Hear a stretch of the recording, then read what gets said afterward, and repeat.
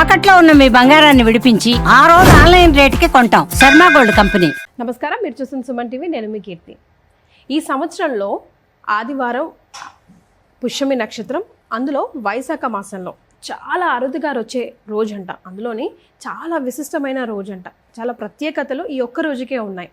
అయితే ఈరోజు మరి ఎలాంటి పూజలు చేయాలి, ఎవరెవరిని ఆరాధించాలి, ఏ వస్తువులతో ఆరాధించాలి, ఏ సమయాల్లో ఆరాధించాలి, ఎందుకు ఆరాధించాలి, తద్వారా మనందరికీ లభించే ఫలితం చాలా చాలా అరుదుగా వచ్చే ఈ రోజుని సద్వినియోగం చేసుకుంటే అనంతంగా ఫలితం లభిస్తుంది అంటున్నారు ప్రముఖ ఆస్ట్రాలజర్ బ్రహ్మశ్రీ నందిబట్ల శ్రీహరి శర్మ గురుగారు. స్వయాన వారే మనతో పాటు ఉన్నారు కాబట్టి గురుగారిని అడిగి తెలుసుకుందాం. నమస్తే గురుగారు. వాగర్థావివ సంపృక్తౌ వాగర్థ ప్రతిపత్తయే జగతః పితరౌ వందే పార్వతీ పరమేశ్వరౌ. ఆదిత్యాయ చ సోమాయ మంగళాయ బుధాయ చ గురుశుక్రశనిభ్యశ్చ రాహవే కేతవే నమః. శృంగేరి జగద్గురు పీఠాధిపతులకి, కంచి పీఠాధిపతులకి నమస్కారములు తెలియజేసుకుంటూ కార్యక్రమాన్ని ప్రారంభిద్దాం. గురుగారు, నేను ఎక్కడో చదివాను, విన్నాను, మనం డిస్కషన్ చేసుకున్నప్పుడు కూడా చాలాసార్లు మీరు అన్నారు వైశాఖ మాసంలో ఒక ప్రత్యేకమైన రోజు, చాలా అరుదుగా ఈ సంవత్సరానికి అరుదైన రోజు రాబోతోంది. అదేంటి అంటే ఆదివారం పుష్యమి నక్షత్రంతో కూడుకుందని. ఈరోజు మరి మేమంతా సద్వినియోగం చేసుకోవాలంటే ఎలాంటి దేవత ఆరాధన చేయాలి, ఎప్పుడు చేయాలి, ఎందుకు చేయాలి, ఎలాంటి వాళ్ళు చేయాలి గురుగారు? ఎలాంటి వాళ్ళు ఇన్ ద సెన్స్ అంటే రకరకాల కష్టాలు, ఈతి బాధలు ఉంటూ ఉంటాయి కదా. కొంతమందికి పిల్లలు లేకపోవడం, కొంతమందికి ఉద్యోగాలు లేకపోవడం, కొంతమందికి పెళ్ళిళ్ళు కాకపోవడం, అప్పుల బాధ తీరడం. సో ప్రత్యేకంగా వీరికైతే ఈరోజు చాలా ఉపయోగపడుతుంది, ఖచ్చితంగా మీరు ఈ రోజుని సద్వినియోగం చేసుకోవాల్సిందే అన్నట్టుగా ఉందంటారా? తప్పకుండానమ్మా. అసలు ఈ వైశాఖ మాసం యొక్క విశిష్టత ఏంటంటే ఒక్కొక్క మాసం ఒక్కొక్క దేవతని ఆరాధన చేయమంటే ఈ వైశాఖ మాసము ముఖ్యముగా విష్ణువుని, లలిత అమ్మవారిని ఆరాధన చేయమని మనకు శాస్త్రం చెప్పబడి ఉంది. ఇక గమనించుకున్నట్లయితే ఈ వైశాఖ మాసంలో చేసేటువంటి దానాలు అనంతమైనటువంటి పుణ్య ఫలితాలు ఇస్తాయి. ఎందుకనంటే ఈ భూమి మీద ప్రతి మానవుడు కూడా ఎండవేడితో చాలా కష్టాలు పడుతుంటాడు. మనిషికి కావాల్సింది ఏంది? ఇంత కూడు, కట్టుకోవడానికి గుడ్డ, ఉండడానికి ఒక ఇల్లు. అంటే ఏంటి? మంచి భోజనము, అలాగే మంచి వస్త్రము, అంటే ఎండ వేడి నుంచి కాపాడగలిగేటువంటిది వస్త్రము, అలాగే ఆచ్ఛాదనం, చల్లటి స్థితి ఉండేటువంటి నీడని, ఇవన్నీ కలిగించేటువంటి ఎవరైతే దానము చేస్తారో వాళ్ళకందరికీ కూడా విష్ణు యొక్క అనుగ్రహం కలగడం, తద్వారా అన్ని విధాల సుఖ సౌఖ్యాలు కలుగుతాయి. అంటే శాస్త్రంలో ఏదో లక్షల కొద్ది, కోట్ల కొద్ది, వేల కొలది పెట్టి దానం చేయమని ఎక్కడా చెప్పబడలేదు. చాలా సులువైనటువంటి దానములు చేయమన్నది.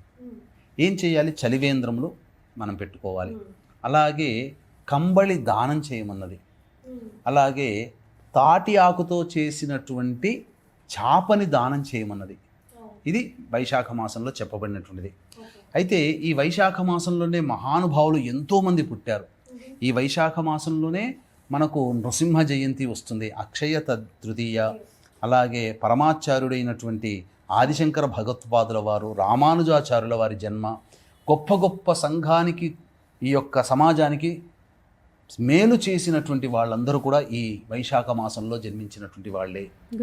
అయితే ఈ వైశాఖ మాసం, ఈ 2025 సంవత్సరంలో వచ్చే వైశాఖ మాసంలో అత్యంత శుభమైనటువంటి పుణ్యమైనటువంటి రోజు, అత్యంత అరుదుగా వచ్చేటువంటిది. నాకు తెలిసి ఈ సంవత్సరం అత్యంత అరుదుగా వైశాఖ మాసంలో వచ్చే గొప్పదైనటువంటి రోజు రేపు వచ్చేటువంటి రోజమ్మ, ఆదివారం గురుగారు. ఆదివారము మరియు పుష్యమి నక్షత్రము, విశేషంగా సప్తమి తిథి, భాను సప్తమి అని అంటారు. ఈ యొక్క తిథిని పురస్కరించుకొని కొన్ని పరిహారాలు గనక మానవుడు గనక చేసుకుంటే తప్పకుండా ఎంతో గొప్పదైనటువంటి పుణ్య ఫలితం కలుగుతుంది. అంటే ఎందుకు చెప్తున్నానంటేనమ్మా, అతి శీఘ్రంగా ఫలితాలు ఇచ్చేటువంటి నక్షత్రాలలో పుష్యమి నక్షత్రం చాలా గొప్పది. దేవతా గణానికి సంబంధించినటువంటి నక్షత్రము.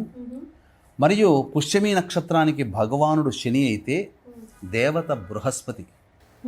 అందుకనే పుష్యమి నక్షత్రానికి ప్రారంభం ఓం బృహస్పతిర్నః పరిపాతు పశ్చాత్, బృహస్పతి అనే నామంతో ఈ యొక్క పుష్యమి నక్షత్రం ప్రారంభమవుతుంది. ఈ పుష్యమి నక్షత్రానికి ఉన్నటువంటి గొప్ప విశిష్టత ఏంటంటే పోషించేది. అంటే ఒక తల్లి, ఒక తండ్రి, ఒక రాజు కన్నబిడ్డలుగా ఎలా అయితే ప్రజలని, తన సంతానాన్ని తల్లిదండ్రులు ఎలా పోషిస్తారో, ఈ పుష్యమి నక్షత్రంలో చేపట్టినటువంటి కార్యక్రమాల ద్వారా ఈ నక్షత్రానికి దేవత అయినటువంటి బృహస్పతి ఆ విధంగా ఆ కార్యక్రమాలు చేపట్టినటువంటి పనులన్నీ కూడాను సజావుగా పూర్తి చేస్తాడు. విస్తరించడం గురుగారు, స్ప్రెడ్డింగ్ సజావుగా పూర్తి చేస్తాడు, పోషింపబడతాడు. అంటే ఆ పనిని పూర్తిగా కంప్లీట్ చేస్తాడు అని అర్థం. గురుగారు, ఇప్పుడు పుష్యమి నక్షత్రం అనగానే జనరల్గా ఇప్పుడు మీరు చెప్పారు లలిత అమ్మవారు అండ్ విష్ణుమూర్తి, కానీ మీరు కూడా చాలా సందర్భాల్లో పుష్యమి నక్షత్రం ముఖ్యంగా వచ్చినప్పుడు రావి చెట్టుకి ప్రదక్షిణలు కానివ్వండి, లేదా ఆరాధన చేయడం కానివ్వండి, చక్కెర పోయడం కానీ, పాలు ఎందుకు ఆ లింక్ ఏంటి గురుగారు రావి చెట్టుకి పుష్యమి నక్షత్రం? అంటే ప్రధానంగా రావి చెట్టు అనేటువంటిది త్రిమూర్తుల స్వరూపముగా చెప్పబడి ఉంది. కాబట్టి విష్ణువుని పూజించే వాళ్ళైనా, ఈశ్వరుని పూజించే వాళ్ళైనా, లలిత అమ్మవారిని పూజించే వాళ్ళైనా రావి చెట్టు దగ్గర గనక చేసినటువంటి పూజ సత్ఫలితాలను ఇస్తుంది. ఇటువంటి ఆదివారము పుష్యమి నక్షత్రము రావడం చాలా అరుదు. పుష్యార్క యోగము అంటారు. ఈ ఆదివారము రవికి సంబంధించినటువంటిది. తర్వాత ఆ సప్తమి తిథి కూడా ఉండడం చాలా గొప్పది. కాబట్టి ఈ రోజున చేసేటువంటి పూజ కానీ, జపం కానీ రావి చెట్టు దగ్గర చేసిన, రావి చెట్టు చుట్టూ నారాయణాయ నమః అంటూ 27 ప్రదక్షిణలు చేసిన, లేదా శివనామ జపం చేసుకుంటూ శివాయ నమః అంటూ 27 ప్రదక్షిణలు చేసి శివాష్టోత్తరమో, లలితా సహస్రనామమో, లేకపోతే ఈ సంబంధించినటువంటి విష్ణు సహస్రనామము గనక పారాయణం చేసినట్లయితే అనంతమైనటువంటి ఫలితాన్ని కలుగజేస్తుంది. ముఖ్యంగా ఈరోజు చేసేటువంటి పని అతి శీఘ్రంగా నెరవేరుతుంది. వీక్షించేటువంటి సుమన్ టీవీ ప్రేక్షకులు కూడా ఏ సమస్య అనుకున్న సంకల్పం మీ మనస్సులో అనుకుంటే ఆ సమస్య తీరిపోవాలి అని అంటే ఈ రోజున ఇప్పుడు చెప్పబోయేటువంటి పరిహారము చాలా చిన్నగానైనా కానీ చేయవచ్చు. అంటే మనకు సమయం ఇక్కడ చాలా ప్రధానమమ్మ. మీరు ఇంతకుముందు అడిగారు ఏ సమయంలో చేయాలి అని చెప్పి. అమ్మవారి ఆరాధన కానీ, అయ్యవారి ఆరాధన కానీ విశేషమైన సమయం అంటూ ఉందా గురుగారు ఈరోజు? ఎందుకనంటే ప్రధానంగా సప్తమి తిథి ఉదయం 7:20 వరకు ఉంది. పుష్యమి నక్షత్రం 9:50 వరకు ఉంది. కాబట్టి ఈ లోపలనే మనం పూజ చేయాలి. పైగా మేషలగ్నము, చరలగ్నము అంటే చేపట్టినటువంటి పని చక చక చక చక సాగిపోవాలి. ఓకే, అంటే ఈరోజు ఏదైనా మంచి పనులను ప్రారంభించండి అంటున్నారా? ప్రారంభించినా మంచిదే. వైశాఖ మాసము శుద్ధము అనగా శుద్ధము మరియు సప్తమి తిథి పుష్యమి నక్షత్రం ఉండడం, అనుకున్నటువంటి పని పూర్తి తొందరగా అయిపోవాలనుకునేటువంటి వాళ్ళు ఉదయమే సూర్యోదయం 5:54 ప్రారంభమవుతుంది. కాబట్టి సూర్యోదయానికి ముందే లేచి కాలకృత్యాదులన్నీ తీర్చుకొని 5:54 కల్లా విష్ణు ఆరాధన చేయండి. ఎలా? విష్ణు ఆరాధన అన్నప్పుడు చక్కగా ఉదయిస్తున్నటువంటి సూర్యుడికి నమస్కారం చేసి సూర్యాష్టకం 6 సార్లు చదివి 11 సార్లు సూర్యునికి అర్ఘ్యం ఇచ్చిన తర్వాత ఇంట్లోనైనా కానీ లేదా తులసి చెట్టు దగ్గరనైనా కానీ ఆవు నేతితో దీపారాధన చేసి విష్ణు సహస్రనామ పారాయణం చేయడం, ఈ విధంగా చేయాలి. ఈ విధంగా చేసినటువంటి వాళ్ళకి విష్ణు అనుగ్రహం వలన చేపట్టినటువంటి పని తొందరగా అవుతుంది. ఈ రోజున ఇంకొక విశేషం ఏంటంటేనమ్మా, చాలామంది ఈ యొక్క శ్వేతార్క గణపతిని పూజ చేస్తారు. కాబట్టి శ్వేతార్కం అంటే దాదాపుగా 25 సంవత్సరాలు వయసున్నటువంటి వృక్షంలో ఆటోమేటిక్గా గణపతి ఆకారంతో తయారవుతుంది. ఇప్పుడు మార్కెట్లో దొరికి అమ్మేటివి ఏవి కూడాను సరైనటువంటివి కావు. కాబట్టి ముందు రోజే వెళ్ళి సాయంకాలం కల్లా సూర్యాస్తమయం కన్నా ముందు రోజు వెళ్ళి ఆ జిల్లేడు చెట్టుకి నమస్కారం చేసుకొని జిల్లేడు యొక్క కాండమును కానీ వీలైతే దొరికితే వేరుడు కానీ తెచ్చుకొని చక్కగా శుభ్రపరిచి ఉదయం సమయంలో ఉదయిస్తున్నటువంటి సూర్యునికి సంబంధించి ఒక్కసారి ఆచ్ఛాదన చూపించి అప్పుడు ఇంట్లో ఆ కాండానికి కానీ ఆ వేరుకి కానీ చక్కగా పూజా మందిరంలో పెట్టుకొని జిల్లేడు ఒత్తులతో 5 ఒత్తులతో దొరుకుతాయా గురుగారు?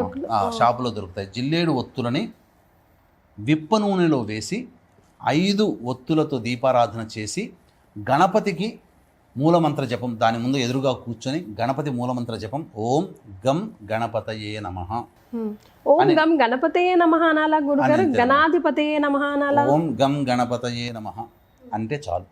ఈ విధంగా 1008 సార్లు చేసి చక్కగా జపం చేసి మనస్సులో ఓం గం గణపతయే నమః అనుకుంటూ ఆవు పాలతో చక్కగా అభిషేకం ఆ వేరుకు కానీ లేకపోతే కాండానికి కానీ చేసి తదనంతరం ఆ ఇంట్లో స్థిర లగ్నం ఎప్పటి నుంచి 6:30 నుంచి 8:30 వరకు ఉంటుంది వృషభ లగ్నం.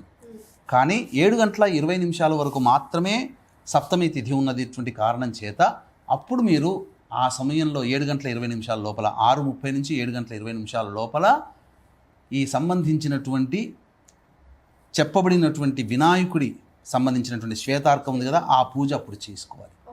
చేసుకొని ఇంట్లో పూజా మందిరంలో కానీ పెట్టినట్లయితే ఆ గణపతి స్థిరంగా ఆ ఇంట్లో ఉంటాడు. అంటే చరలగ్నంలో సంపాదించి పెట్టుకొని తెచ్చుకున్నటువంటిది మూలమంత్ర జపం అప్పుడు చేసి 5:54 నుంచి 6:34 వరకు ఓం గం గణపతయే నమః అనేటువంటి నామాన్ని జపం చేసి అప్పుడు 6:30 నుంచి 7:20 మధ్యకాలంలో ఆ వేరుకి ఆ శ్వేతార్క అనగా జిల్లేడు చెట్టు తెల్ల జిల్లేడు కూడా కాదు, తెల్ల జిల్లేడు వేరుకు కానీ కాండానికి కానీ పూజ చేసి, లేదా శ్వేతార్క గణపతి దొరికితే ఆ గణపతికైనా కానీ అభిషేకము పూజ అర్చన చేసి 7:20 లోపల పూజా మందిరంలో స్థాపితం కనుక చేసుకుంటే ఆ ఇంట్లో లక్ష్మీదేవి స్థిరంగా ఉంటుంది. ఇక ఆ రోజు నుంచి ఆ మానవుడు చేపట్టినటువంటి పనులకి ఎటువంటి ఆటంకాలు ఉండవు. ముఖ్యంగా ఇటువంటి ఆదివారము అమావాస్య సరే ఇవన్నీ మాకు దొరకవండి, సాధారణంగా మేము చేసుకునేటుంటాం పూజ చేసుకుంటాం అనేటువంటి వాళ్ళు కూడాను ఏ విధంగా పూజ చేయొచ్చు? ఈ రోజున లలిత అమ్మవారిని పూజ చేయొచ్చు. ఏ విధంగా పూజ చేయాలి? అలాగే చెప్తానమ్మా. లలిత అమ్మవారిని అలాగే ఈ సంబంధించినటువంటి ఈశ్వరుని కూడా ఆరాధన చేయొచ్చు. వీక్షించేటువంటి ప్రేక్షకులకి గమనిక, ఈ యొక్క వైశాఖ పౌర్ణమి పితృదేవతలకి మోక్షాన్ని ప్రసాదించేది. మోక్షాన్ని పొందని ఆత్మలు మీ కుటుంబంలో అంటే ఉన్నాయనుకోండి, ఎలా గుర్తుపెట్టుకోవాలి? తండ్రి వైపు 6 తరాలు లేదా భర్త వైపు 6 తరాలు, తల్లి వైపు 3 తరాలు లేదా భార్య వైపు 3 తరాల్లో దుర్మరణాలు అంటే road accident, fire accident, suicide attempt, నదిలో బావిలో పడి చనిపోవడం, ఇంట్లోంచి వెళ్ళిపోవడం, లివర్ ఫెయిల్యూర్, కిడ్నీ ఫెయిల్యూర్, క్యాన్సర్తో చనిపోవడం, 60 సంవత్సరాల లోపల కుటుంబ సభ్యులు ఏ విధంగా మరణించినా, అసలు కుటుంబంలో పిండ ప్రదానాలు చేయకపోయినా, వీటి వల్ల కుటుంబంలో స్త్రీ శాపము, గురు శాపము, పితృశాపము, దైవశాపము, సర్పశాపాలు అనేటువంటివి కలుగుతాయి. దీని ప్రభావం వల్ల కుటుంబంలో వ్యక్తులకి వివాహాలు కాకపోవడం, దాంపత్యం సరిగ్గా ఉండకపోవడం, సంతానం కలగకపోవడం, ఒకప్పుడు గొప్పగా బతికి పూర్తిగా నష్టపోతారు. జీవితంలో అన్నీ నష్టపోతుంటుంటారు. ప్రతిదీ కూడా సమస్యగా ఉంటుంది. కాబట్టి ఇటువంటివి మీ కుటుంబంలో మీ లక్షణాలు ఉన్నాయంటే, ముఖ్యంగా పిల్లలు జూదము లాంటి సమస్యలతో బాధపడుతుంటారు. అంటే బెట్టింగ్ వ్యాపారాల్లో మునిగిపోతుంటుంటారు. డబ్బుని అనేక కారణాలుగా నష్టపోతుంటారు. ఇటువంటి సమస్యలు కనుక ఉంటే అవి సమస్యల నివారణకి వైశాఖ పౌర్ణమి సందర్భంగా ఈ యొక్క పితృదోషము, స్త్రీ శాపము, గురు శాపము, దైవశాపం, సర్పశాప నివృత్తికి పూజ హోమాది కార్యక్రమాలన్నింటినీ జరిపించడం జరుగుతుంది. 10వ తారీఖు లోపల మీరు నమోదు చేసుకోవచ్చు.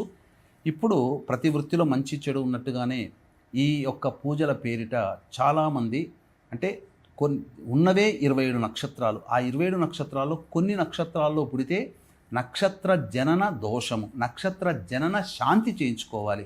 కానీ ఈ ఉన్న 27 నక్షత్రాల్లో 19 నక్షత్రాల్లో పుట్టడం వల్ల స్త్రీ శాపము, పితృశాపాలు, సర్పశాపాలు ఉంటున్నాయని చెప్పి భయభ్రాంతులకి గురి చేస్తున్నారు. పైగా ఈ పూజ 3 నుంచి 4 గంటలు జరపాల్సినటువంటి పూజ నామమాత్రముగా పురాణోక్తముగా ఒక్క బ్రాహ్మణుని పెట్టి 45 లేదా 1 గంటలో ఆ పూజ చేయించి మమ అనిపిస్తున్నారు. కాబట్టి మోసం చేసేవాళ్ళు ఎంతమంది ఎప్పుడూ ఉన్నప్పటికీ కూడా మోసపోకుండా ఉండడమే మన కర్తవ్యం. కాబట్టి నిజాయితీగా జరిపించేటువంటి కార్యక్రమంలో 2013 నుంచి ఈ కార్యక్రమాలు జరిపిస్తున్నాం. అవకాశం ఉన్న వాళ్ళు కార్యక్రమ తదనంతరం కాంటాక్ట్ చేసి అటువంటి 19 నక్షత్రాల్లో పుడితే దోషమని చెప్పి భయభ్రాంతులకు గురి చేసే వాళ్ళ బారిన పడకుండా చక్కగా చెప్పిన లక్షణాలు ఉంటే అది నిజమని నమ్మి కార్యక్రమంలో పాల్గొనే ప్రయత్నం చేయండి. 12వ తారీఖు రోజున పౌర్ణమి రోజున చేసి సముద్ర స్నానం చేయడం ద్వారా పితృదోషాలు తొలగిపోతాయి. ఇక లలిత అమ్మవారికి సంబంధించింది చెప్పాం కదమ్మా. ఉదయమే కాలకృత్యాదులు తీర్చుకొని 5:54 సూర్యోదయం అవుతుంది.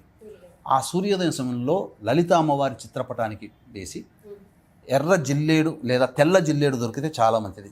తెల్ల జిల్లేడు పూలమాలని అమ్మవారికి వేసి లలితా సహస్రనామ పారాయణం చేసి పులగం నైవేద్యంగా పెట్టాలి. ఓకే.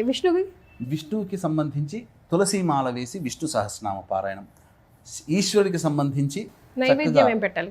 చెప్తానమ్మా. తెల్ల జిల్లేడు పూల ఈశ్వరుడికి వేసి అప్పుడు ఈ యొక్క శివ సహస్రనామ పారాయణం చేయాలి. అన్నిటికంటే ముఖ్యంగా గమనించాల్సినటువంటి అంశం ఏంటంటే ఈ యొక్క పూజ చేసేటప్పుడు అర్చన చేస్తారు కదా, ఈ అర్చన చేసేటప్పుడు విశేషంగా ఈ వైశాఖ మాసంలో ఏ దేవత ఆరాధన చేసినా దవనము, మరుమము ఇవి రెండు దొరుకుతాయి. మరుమం అంటే దొరుకుతుందమ్మా విడివిడిగా మనకు. ఇప్పుడు చెప్పాలి అంటే ఎక్కడ పూజా సామాగ్రిలో దొరుకుతుంది, కానీ చాలా రేరుగా దొరుకుతుంది. ఎందుకంటే నేను ఈ మధ్యనే దవనంతో కూడా ఇంట్లో ఒక పూజ చేయడం జరిగింది. దవనము విశేషము, అలాగే మరుమము కూడా విశేషం. ఈ రెండు ఆకులతో గనక పూజ చేస్తే చాలా దేవతలు అతి శీఘ్రంగా ఫలితాలు ఇస్తారట. ఈ వైశాఖ మాసంలోనే చేయాలి. ఈ విధంగా చేసినట్లయితే తప్పకుండా మంచి జరుగుతుంది. ఉద్యోగం రాని వాళ్ళు ఈశ్వరుడికి అభిషేకం జరిపించి తెల్ల జిల్లేడు పూలతో అర్చన చేస్తే, లేదా ఎర్ర జిల్లేడు పూలతో విష్ణువునికి అర్చన చేస్తే అతి శీఘ్రంగా దొరుకుతుంది ఉద్యోగం. వివాహం కానటువంటి అబ్బాయిలకి అమ్మాయిలు ఈ యొక్క చక్కెర కలిపినటువంటి నీటితో ఈశ్వరుడికి అభిషేకం జరిపించి గన్నేరు పూలు లేదా మల్లెపూలతో అర్చన చేస్తే అతి శీఘ్రంగా వివాహం జరుగుతుంది. ఉద్యోగం కోసమైతే చెరుకు రసంతో అభిషేకం చేస్తే చాలా విశేషం.